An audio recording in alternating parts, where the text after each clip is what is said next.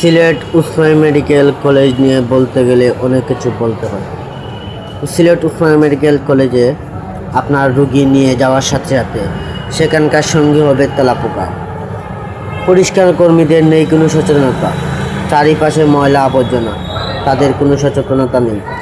তারপর যদি আপনি রুগী নিয়ে যান, পাবেন না পর্যাপ্ত পরিমাণে আসন, সিট সংখ্যা খুব কম। পরিষ্কার কর্মীদের অবহেলায় বাথরুমগুলোর কি কাহিল অবস্থা, যেখানে গেলে মানুষ বমি চলে আসে। মানুষ যা সুস্থতার আশায়, সেখানে মানুষ গেলে আরও অসুস্থ হয়ে যায়।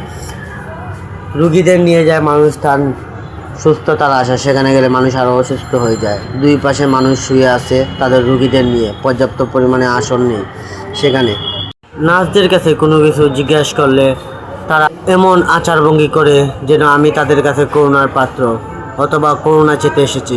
সেখানে আবার রুগীর জন্য যদি হুইল চেয়ার অথবা ট্রলির প্রয়োজন হয়, তাহলে মিলে না পর্যাপ্ত হুইল চেয়ার অথবা ট্রলি। আর যেগুলো মিলে সেগুলো টাকার বিনিময়ে, টাকা ছাড়া হুইল চেয়ার এবং ট্রলি মিলে না তাদের কাছে। যে ওয়ার্ড বয় অথবা মাসি থাকে, তাদেরকে টাকা না দিলে তারা হুইল চেয়ার অথবা ট্রলি বের করে দেয় না। তখন তারা বলে হুইল চেয়ার ট্রলি নেই। যে আপনি টাকা বের করে দেবেন, সাথে সাথে আপনি হুইল চেয়ারের ট্রলি পাবেন।